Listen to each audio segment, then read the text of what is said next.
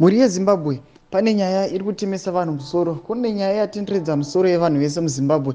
Nokuti tinoona kuti Harare meya anonzi Jacob Mafume anofaiwa napresident veTSHABANGU vanozonzi Chamisa vachinzi aiwa iwewe hausi siri mupati mangu nekuda kwokuti vari kumususpekta kuti anenge ari kubhekana naChabangu. Aiwa muri yeZimbabwe usati tapoendera mberi nenyaya yedu iyi ndokukurudzira chibva wasubscribe wolaika wotina on the bell icon tirambochiona maupdates atinokupa pano paZim News Live. Saka tinoona kuti nyaya iyi inobuda mapepa nhau akawanda emuZimbabwe, inozara mapepa nokuti inyaya iri kushungurudza vanhu.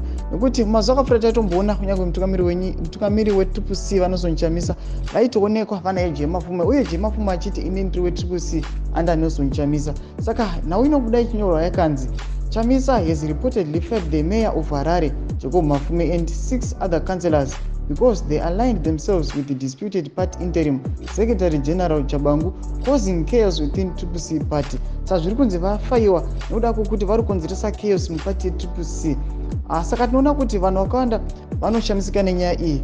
Nyangwe nepaTwitter handle tinoona kuti mumwe anouya achipindura kuti panopera gore ZANU-PF we have full power. Sauzama kuti panopera gore Tshabangu anenge ahwina TSHABANGU yese akonzeresa kuti vanhu vabve muTSHABANGU tukamirwa naNelson Chamisa, vanhu vauya vachibheka ZANU-PF under Tshabangu.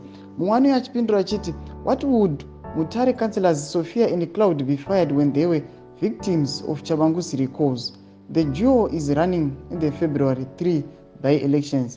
That alone has made the claims by anonymous source fake. Some reason vachitaura aiwa asi pane makancelors 2 ekwaMutare ari kunzi abhaniwa futi asi ivo vakatorikoliwa naiye Tshabangu. Saka muri yeZimbabwe chimbotudza munoti kudii pamusoro penyaya iyi yanetsa. Nyaya iri kutenderera munyika yedu yeZimbabwe kuti munoti kudii pamusoro pekubhaniwa nekubuditswa kwakaitwa meya vemuHarare Mafume muTSHABANGU party. Ine mucomment section medu mutudze mafungiro enyu, isubscribe, kulaika pacho inotina on the bell icon. Tirambochiona maupdates anokupa pano paZim News Live.